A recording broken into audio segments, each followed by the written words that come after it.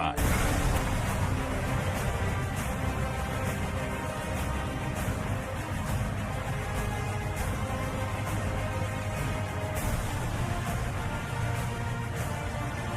Imperdible capítulo esta noche de Mentiras Verdaderas, sesión de viernes, junto a Dr. File, donde con un despliegue escénico quizás nunca antes visto en nuestro espacio, Doc, le damos la bienvenida, porque hoy tenemos mucho que recorrer. Quizás uno de los grandes misterios del hombre, ¿no? El pueblo vikingo.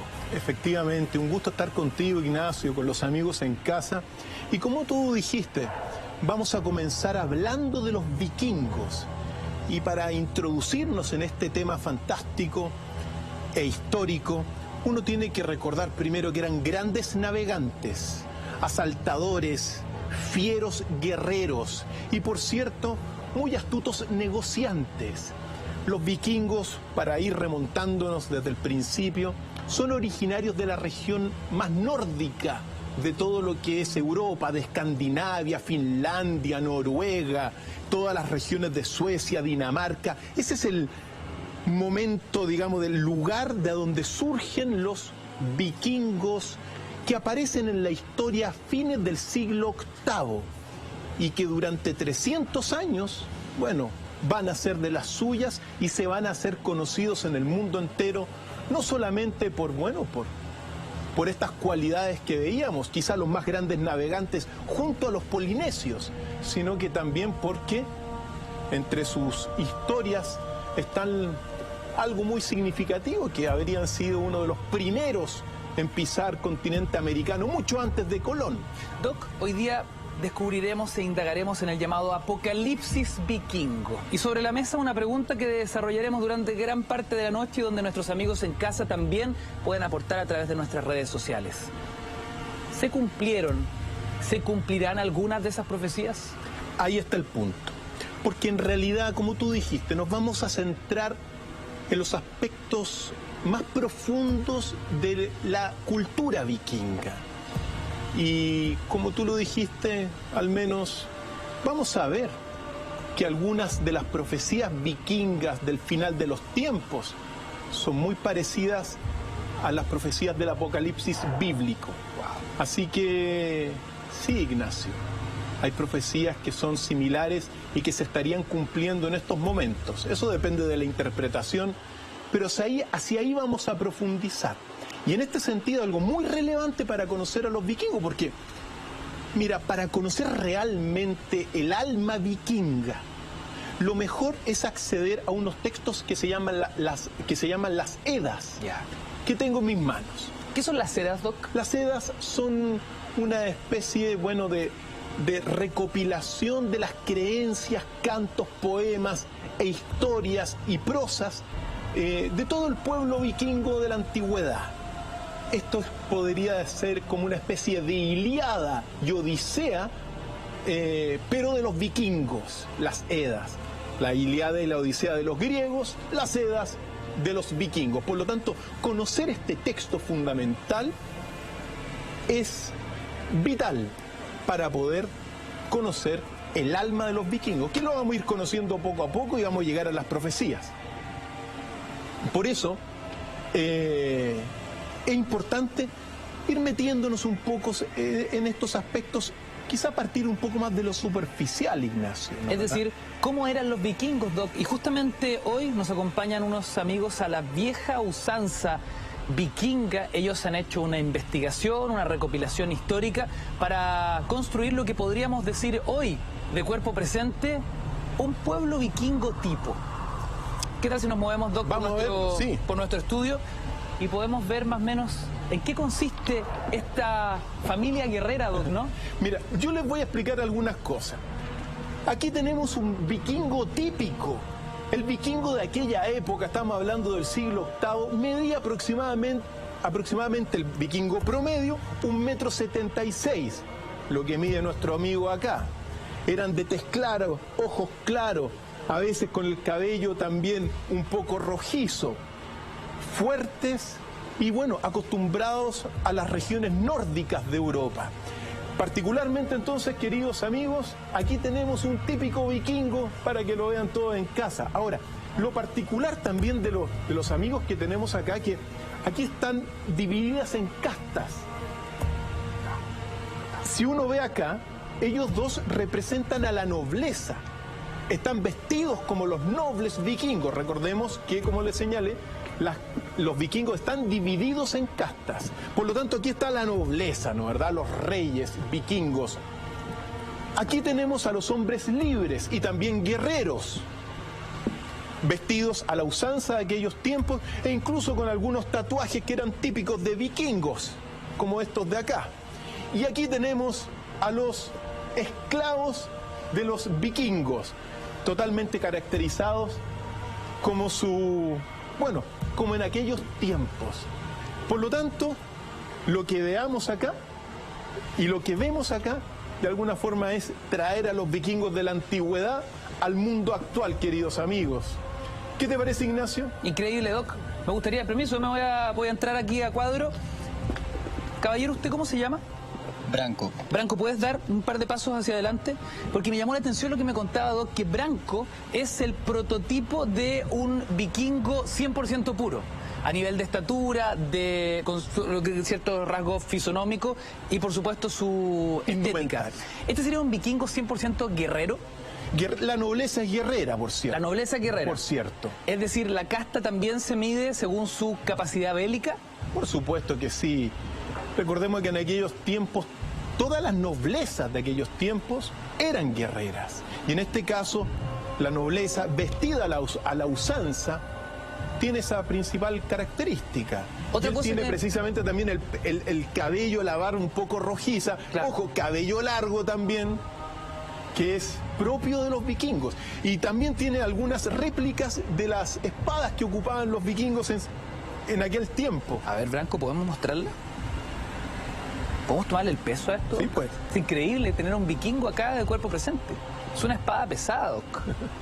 Y aquí tenemos otra réplica con algunas escrituras vikingas, que son las runas vikingas, como lo vemos acá en pantalla. Así que con todos estos ornamentos típicos también de aquellos tiempos y preparados siempre para el combate. Recordemos que los vikingos comienzan asaltando, irrumpen en la historia asaltando sobre todo monasterios.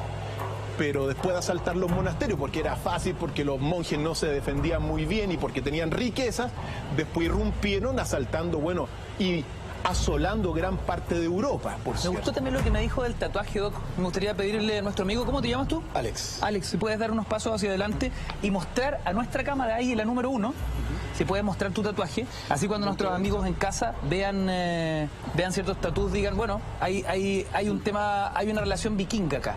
Claro. ¿O no necesariamente? Generalmente los vikingos se tatuaban o runas, ¿ya?, o simplemente símbolos que representaban a los dioses. ¿Cuántos dioses tenían los vikingos, Doc? Estamos hablando de un politeísmo, Ignacio. Eso hay que dejarlo claro desde el principio. Muchos dioses, muchos credos. Efectivamente. Ahora, uno de los principales era Odín. Pero uno no puede hablar nunca, al referirse de los vikingos, de un creacionismo ni de un monoteísmo. En la visión vikinga, el universo no tenía ni principio ni fin. Simplemente estaba y se graficaba por el árbol Yggdrasil, que lo vamos a ver un poquito más adelante. Así que es así. También muy bellas mujeres, por cierto. Hablando de bellas mujeres, como las que tenemos acá. Y usted me decía, Doc, que nuestros dos amigos acá, ¿cómo se llaman ustedes? Ignacia. ¿Ignacia? Carlos. Nuestra tocaya y Carlos, si pueden dar un par de pasitos hacia adelante. Usted me decía, Doc, que ella es la casta de esclavos. Casta de esclavos. ¿Qué significa eso? ¿También iban a la batalla? ¿También luchaban? Los esclavos no luchaban. Eran los nobles y los libres los que luchaban. Hacían el trabajo sucio. Hacían los trabajos de esclavismo, en el fondo, de servidumbre y de otras cosas. Pero en general, todo lo que eran las personas esclavas no estaban destinadas desde un principio a la guerra. Es posible que más de alguna vez hayan tenido que luchar para salvar sus vidas, pero por regla general eran los hombres libres y la nobleza la que estaba dedicado a todo este arte en el caso de los vikingos, de las grandes invasiones, por cierto. Es muy importante que nuestros amigos nos acompañen durante esta parte del capítulo, Doc, porque mientras nosotros iremos recorriendo algunos pasajes claves para entender la mitología, la historia y sobre todo el llamado apocalipsis vikingo, veremos también cómo ellos se defienden, cómo ellos luchan por conservar su vida. Uno tiene que imaginarse, Ignacio, en aquellos tiempos, bueno, no solamente los vikingos, pero cuando uno se enfrentaba a otro ejército, tenía que blandir estas espadas e ir a la lucha cuerpo a cuerpo, Ignacio. Eran tiempos de alguna forma, bueno, tan despiadados como los tiempos actuales. La guerra siempre es despiadada en todo momento, Ignacio, pero antes era una lucha de cuerpo a cuerpo y blandiendo estas espadas que son bastante pesadas y muy letales. Por ahí también había un hacha, ¿o no? ¿Dónde está el hacha? Mira, aquí. se la tenía bien guardada. Con eso cortaban cabeza, Ignacio. Cortaban cabezas. Cortaban lo que encontraban en realidad. Eran guerras increíbles. Incluso los cristianos, hay un dicho de los cristianos de aquel tiempo que decían, sálvenos, algo así como sálvenos de los hombres que vienen del norte, en referencia a los vikingos. Los vikingos eran fuertes, altos para su época, muy valientes, pero ojo, se le ha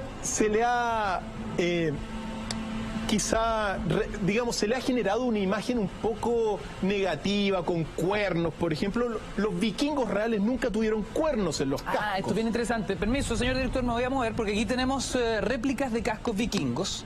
Estos son réplicas originales. Es un casco pesadísimo.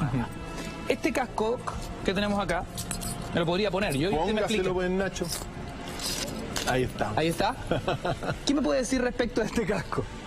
Tiene su estilo, ¿ah? Este es un típico casco vikingo y la particularidad es que no tiene cuernos. ¿Qué significa eso? Significa simplemente que los cuernos fueron utilizados por novelistas de tendencia cristiana, muy posteriores incluso del siglo XIX, para hablar peyorativamente, para asociarlos con el diablo, con el demonio cristiano. ¿Por qué? Porque los vikingos en su momento dado asolaron el mundo cristiano de la época y ellos no eran monoteístas ni creacionistas, sino que tenían otro tipo de creencia. Entonces, para hablar un poquito mal de estos vikingos, los graficaron algo negativamente asociado con los cachos, pero esto es, queridos amigos, muy bonito, una réplica de un típico casco vikingo. Como me dijo un amigo una vez, si vas a la guerra, ponte tu casco. Y ojo que acá también tienes... Una cosa eso, pero tienes metal. Más. Es viernes, Doc, usted sabe. Mira, tienes metal acá. Ahí se puede ver, ¿no? Para poder protegerte de un eventual sablazo o una espada que puede cortar un cuello. Esto es fundamental, mira, aquí lo estamos viendo, sí, para la protección. Muy bien, Doc. Así que, ojo que también pesaban mucho estas cosas. ¿Quién usa este casco? ¿Por acá? Lo pasamos a nuestro amigo.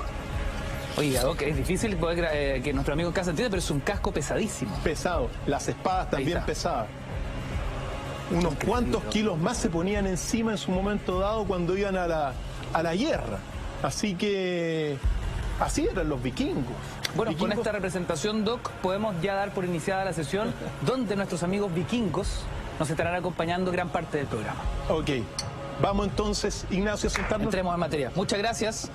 Yo les digo gracias y ahora se van a sacar la cabeza. Así es. Fuera de todo protocolo, digamos. Así es. Oiga, Doc, bueno, entendiendo cómo eran ya los vikingos, ¿no? De manera súper gráfica y didáctica, yo me pregunto, ¿fueron los vikingos los más grandes navegantes de la historia, mito o realidad? Realidad, Ignacio. Ahora, para su tiempo fueron muy grandes y como al menos lo señalé en algún momento dado, quizá de los más grandes navegantes de su tiempo, junto a todos los polinesios. Después vendrían grandes imperios como el británico que dominó los mares, pero eso es muy posterior, ¿ya? Por lo tanto, sí, Ignacio.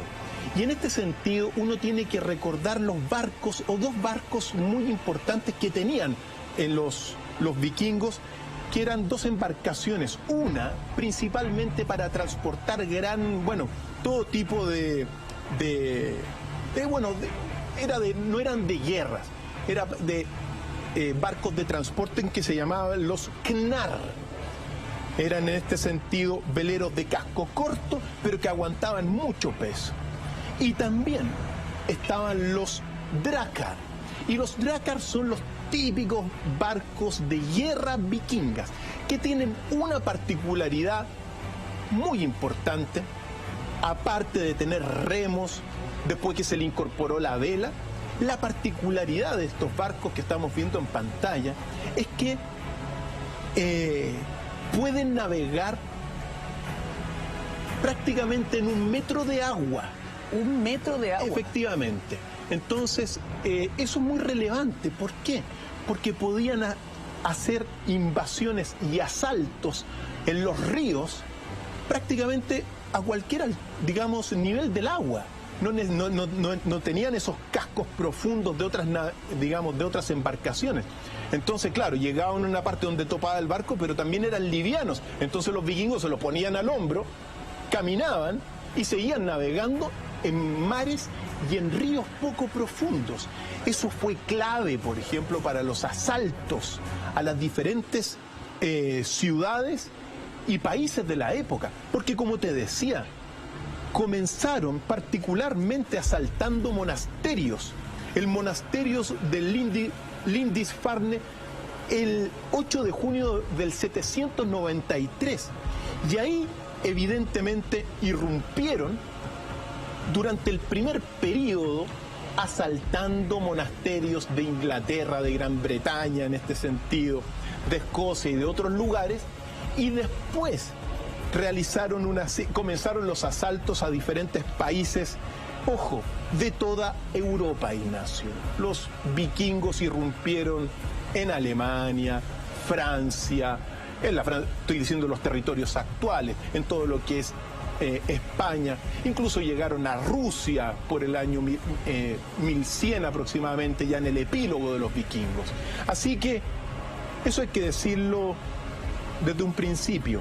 Los barcos claves, el Drakkar clave en todo esto, porque también podía llevar incluso a 100 guerreros, de 40 a 100 guerreros. Entonces eso fue un elemento clave en toda la irrupción de los vikingos, Ignacio.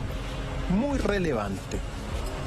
Ahora, si uno pone una fecha límite,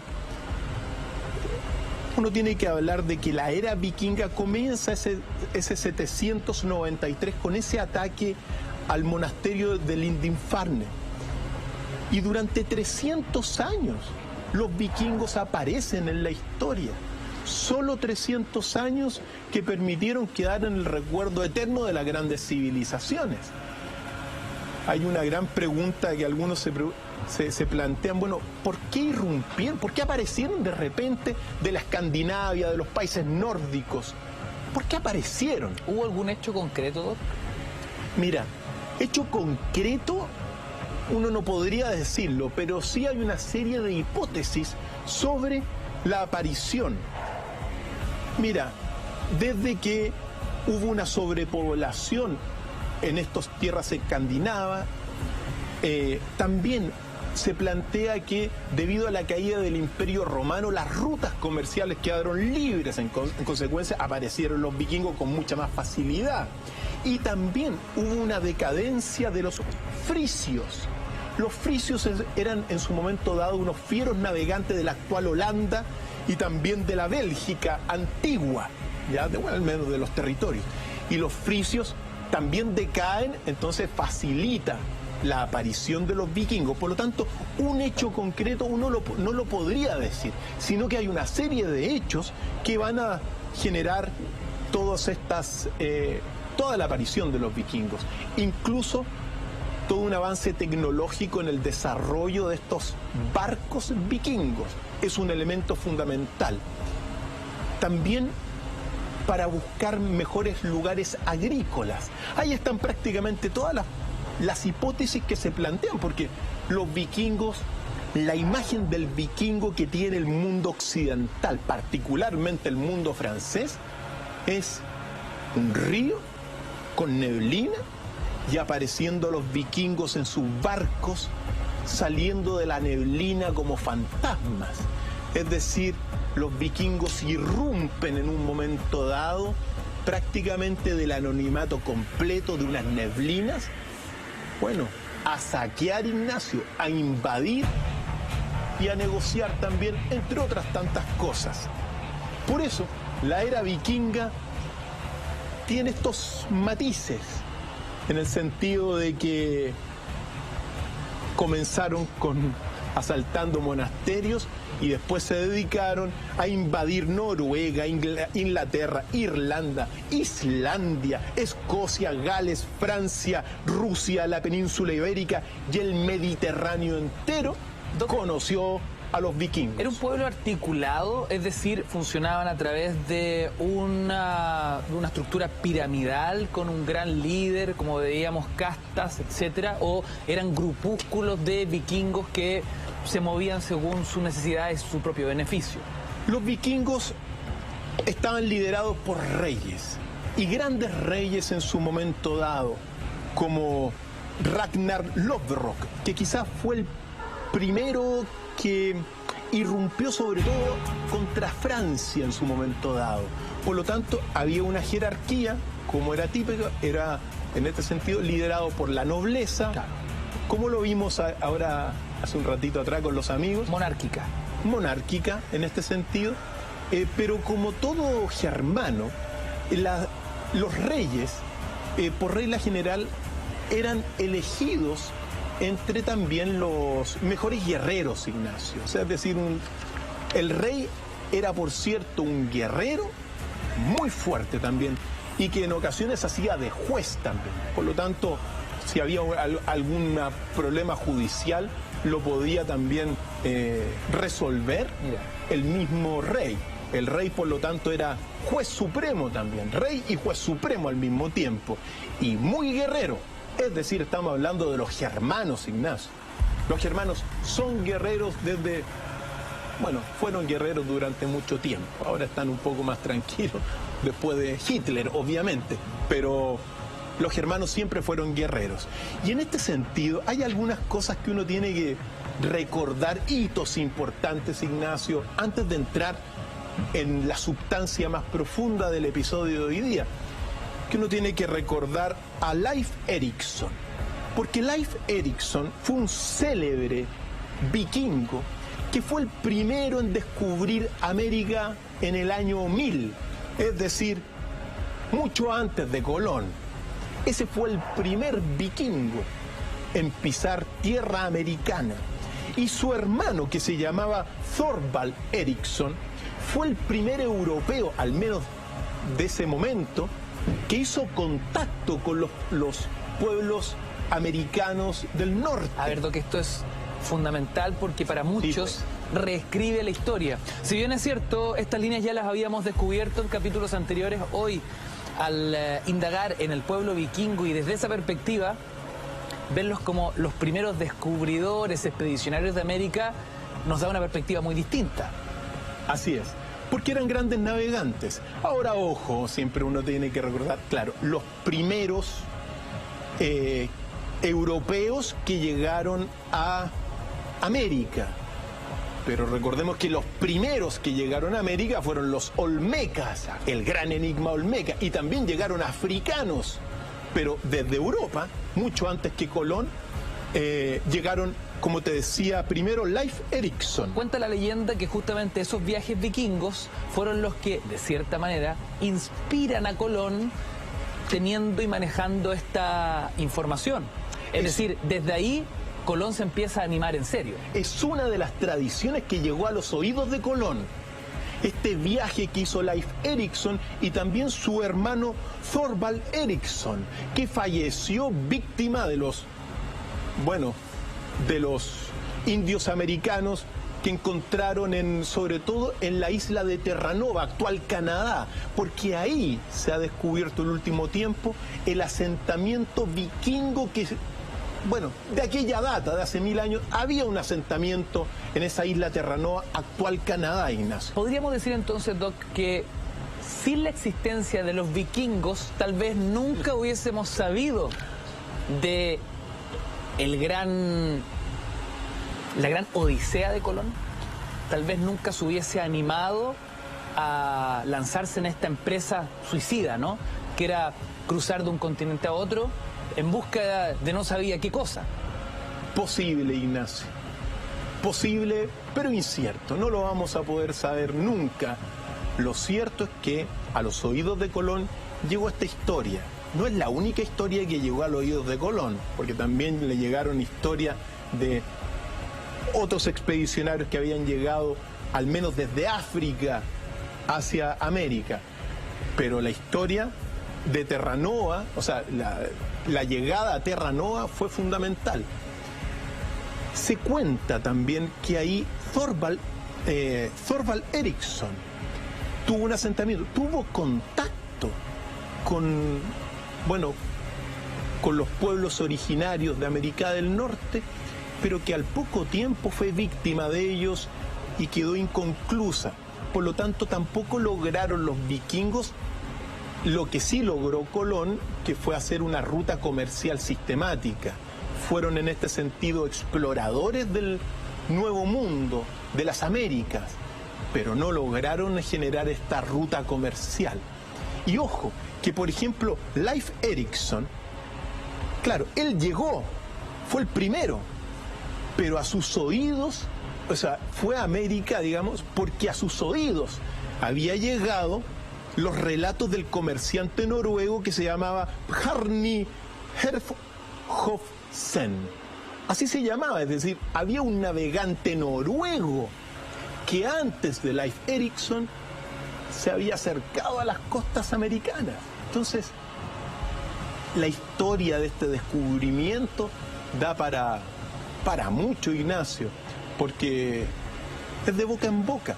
Recordemos que también la tradición oral era fundamental en los vikingos. Era mucho más importante que cualquier tradición rúnica o de escritura.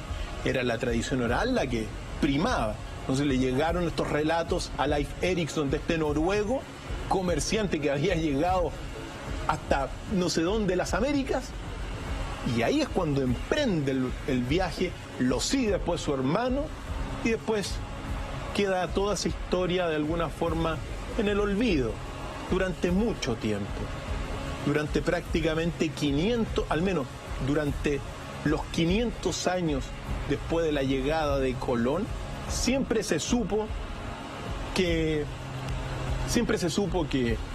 habían sido los vikingos, o sea, que había sido Colón el único descubridor de América, cosa que no es así.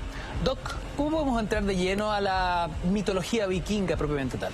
Mira, es bueno porque, claro, está esta imagen del vikingo tremendo, exaltada por los relatos cristianos anti-vikingos. Una figura casi monstruosa, ¿no? Guerrera, mercenaria, violenta. Y en este sentido, yo tengo acá las Edas. Como te decía, las Edas es el corazón del pensamiento vikingo. Las Edas, hay una Eda, la Edda Menor, que está recopilada en 1225 por Snorri Sturluson, figura clave, Ignacio. Doc, ¿son textos sin el prejuicio cristiano? Aquí está el punto. Sí son con el prejuicio cristiano, porque son recopilaciones del 1225, la primera Edda, la Edda Menor, la más sustanciosa en este sentido, de Snorri Sturluson, que murió en el 1241, y la Edda Mayor, o también Edda de Saemund el Sabio, está recopilada en el 1250, 25 años después. Y claro, en el 1250 y en el 1225 ya tienen influencia cristiana.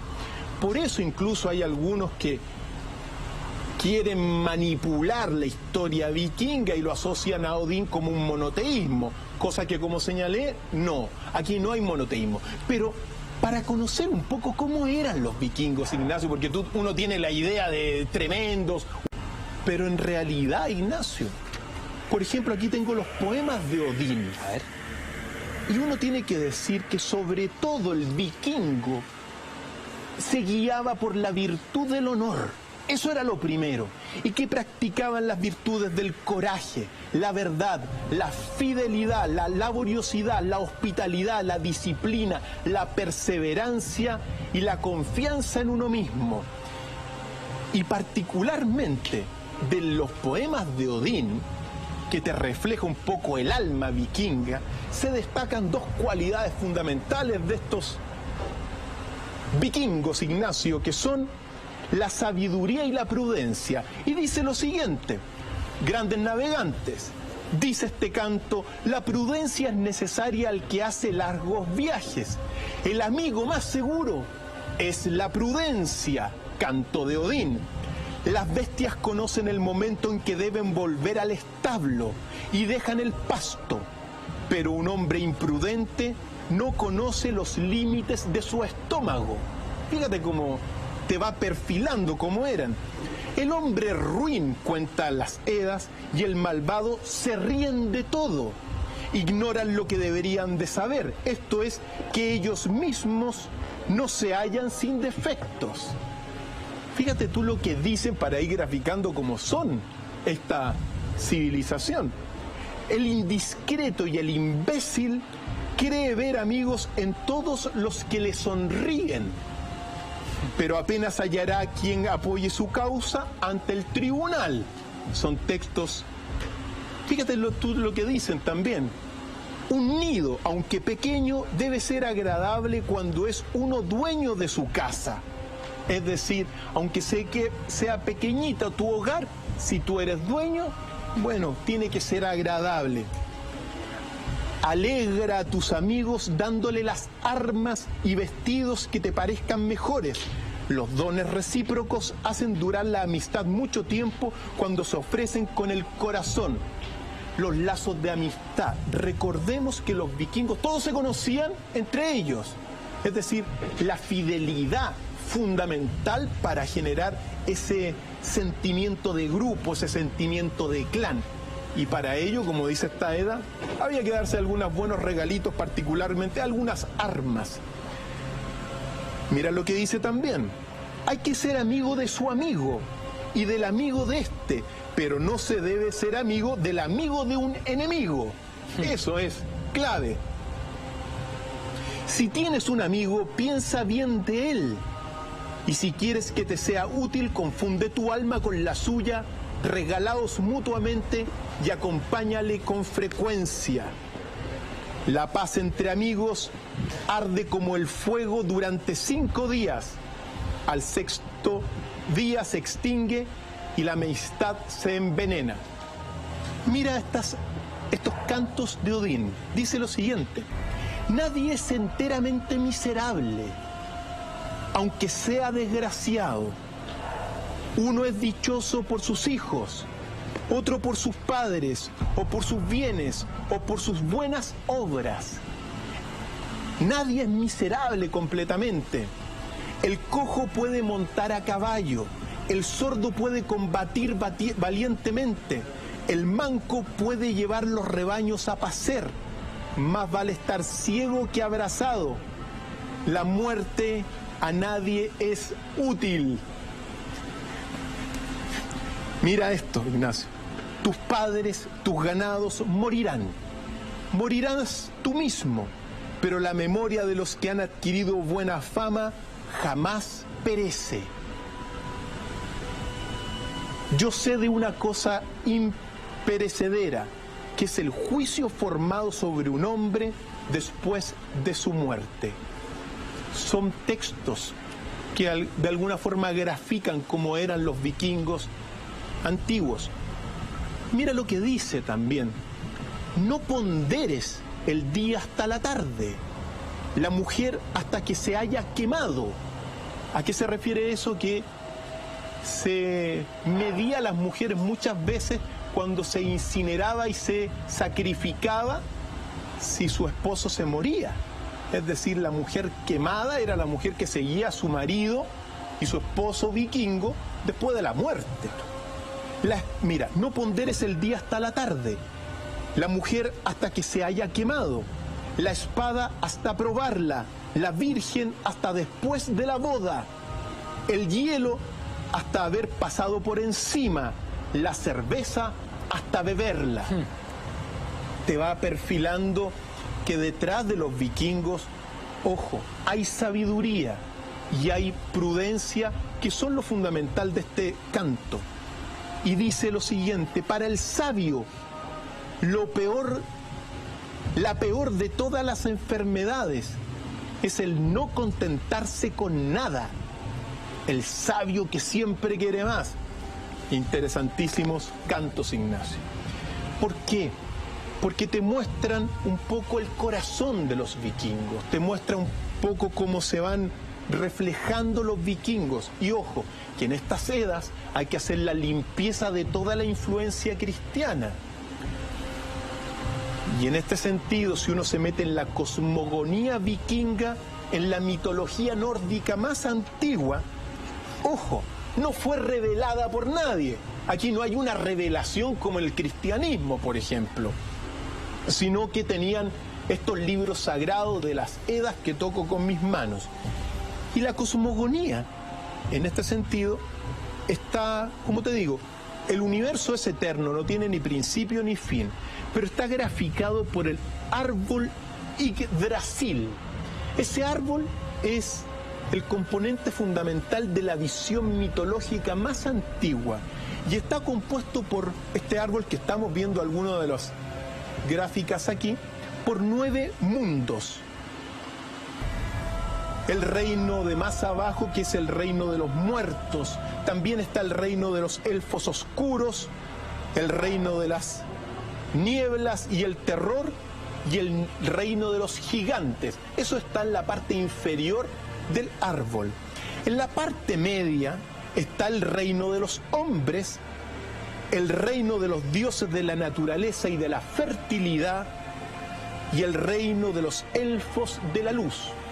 Y arriba, en las ramas del árbol, está el reino de los dioses y el reino del mundo primordial del fuego, que se encuentra, y aquí es muy relevante porque dentro de toda esta mitología, este reino superior del fuego, se encuentra el Ginnungagap. Tú dirás, ¿qué es el Ginnungagap? Pero bueno, es un concepto que se asocia con todo lo que es una potencialidad energética que da vida a todo el árbol Yggdrasil. Una potencialidad energética que es similar al vacío de la ciencia moderna, es decir, a una potencialidad energética suprema. De hecho, todos los elementos calientes, la materia caliente y la materia fría, están en este Ginnungagap, o el vacío primordial, que está en el cielo superior por sobre el reino de los dioses. Es decir, está esta energía y después viene el reino de los dioses. Muy hermoso eso, Ignacio, porque te va metiendo en todo este imaginario colectivo, en esta creencia que nos remonta quizás a un pasaje muy relevante, que también acá están las Edas, que tiene que ver con todas las profecías de Ragnarok, o del fin de los tiempos de los vikingos. Y cuando uno hace la lectura de este tiempo final de los vikingos, es prácticamente similar a todo lo que es el apocalipsis bíblico. Y ahí uno se pregunta, bueno, ¿esto estaba influido realmente, esta parte de las Edas más antiguas de los vikingos, que habla del final de los tiempos, estaba influida por el cristianismo apocalíptico de la Biblia? Es algo que hay una controversia enorme, pero lo cierto es que cuando uno comienza a leer las Edas y lo lee en código bíblico, es prácticamente dos profecías afines que hablan del final de los tiempos. Por eso, si quieres te leo algunos pasajes claves dentro de esta batalla final de los dioses, donde se va a enfrentar, en palabras bastante simples, todo lo que es Odín representando al bien y Loki, que representa el mal, que vendría a ser la misma batalla entre Jesús y, bueno, el adversario en todo lo que va a ser el Armagedón. Si uno lee esto, Ignacio, Primer detalle fundamental. El final de los tiempos será precedido por el invierno de los inviernos. ¿Qué es lo que dice exactamente? Primeramente habrá un invierno llamado invierno de Fimbul. Nevará en todas direcciones, una helada muy rigurosa y vientos fríos harán desaparecer el calor del sol. Este invierno se compondrá de 3 inviernos iguales, que se sucederán sin verano, pero antes habrá otros 3 inviernos durante los cuales el mundo entero será entregado a la guerra y se derramará la sangre con abundancia extremada. Y claro, cuando uno se da cuenta de algunos, por ejemplo, todo lo que está viviendo hoy día el hemisferio norte, se habla que debido al deshielo del Polo Norte, que se está cada día progresando con mayor fuerza, va a venir una época de prácticamente una glaciación. Algunos pronostican en el hemisferio norte. Bueno, quizá eso es coherente con eso va a estar, lo vamos a ver prontamente en todo caso, si es que ocurre. Fíjate tú cómo se habla de este final de los tiempos, de este tiempo de guerras. Lo que dice la Edda, dice: los hermanos se matarán por codicia, y ni aún habrá consideración entre padres e hijos. Es decir, Apocalipsis, los años de la tribulación, oscuridad. Los hermanos combatirán unos con otros y se matarán. Cuando uno habla de los hermanos, es muy posible que hay interpretaciones que hablan del mundo musulmán y el mundo cristiano y el mundo judío. Son hermanos. ¿Esos 3 mundos son hermanos? Bueno, los hermanos combatirán unos con otros y se matarán. Los sobrinos y las sobrinas olvidarán los lazos de la sangre. Los tiempos serán duros. Habrá una edad de hacha, una edad de espada. Los escudos serán hendidos. Habrá una edad de tempestuosa, una edad de muerte, antes que el mundo se acabe. Es en este escenario, según estas profecías vikingas, en un escenario que para muchos es el mundo actual, consistente con el Apocalipsis, como lo señalaba, donde se va a liberar a Loki. Loki, en este sentido, es el gran dios de la oscuridad, por decirlo así. Está relacionado con el fraude y de sus ataduras. O sea, Loki liberará sus ataduras y a su hijo, el lobo Fenrir, para iniciar la batalla final. El lobo Fenrir hace referencia al ejército, a un ejército poderosísimo que va a aparecer desde el norte. Y en este sentido, el lobo que persigue el sol le tragará. Las estrellas caerán del cielo. La tierra temblará, los árboles caerán desarraigados, las montañas crujirán, todas las cadenas, todos los lazos serán rotos, y el lobo Fenrir quedará en libertad. Si todo esto se va cumpliendo, y si todo esto es así, lo que viene, Ignacio, es una batalla final. Pero ojo, una batalla final que se da en el norte. Es decir, esta es una batalla, según lo que uno puede leer acá, que se va a dar en las regiones del hemisferio norte, entre los que siguen a Loki, que es el fraude, la maldad, la oscuridad, y los que siguen a todo lo que es Odín. Esa batalla va a ser en Vigrid, que vendría a ser el Armagedón de los vikingos. Pero lo significativo para nosotros de todas estas leyendas y textos antiguos es que lo que se señala es que después de esta guerra todos van a morir, Ignacio. Va a haber los buenos y malos van a perecer. Pero,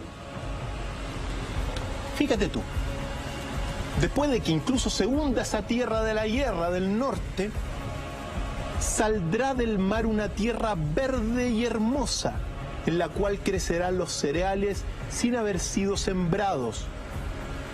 Volverán a encontrar entre la hierba las tablas de oro que fueron de los asios, etc. Si este pasaje es correcto, después de la destrucción de la tierra del norte, va a emerger la tierra del sur. Y en este sentido, los cereales florecerán en los campos, el sol resplandecerá. Después de todo esto, un nuevo mundo se formará de las regiones, si todo esto es así, del sur. Por lo tanto, si uno interpreta estos pasajes de las Edas, si se da esa batalla final, ocurrirá una devastación en el hemisferio norte, y lo que viene podría llegar a ser nuestro continente, Ignacio. Consistente toda esta tradición también con las tradiciones de los mayas, de los queros, que hay un despertar en nuestro continente sudamericano. Por lo tanto, así como se acaba un mundo por la batalla final de los dioses, es posible que comience un nuevo mundo en nuestro hemisferio. Si esto es así, las Edas y las profecías de los antiguos vikingos y nórdicos serían consistentes con todo lo que está ocurriendo hoy día.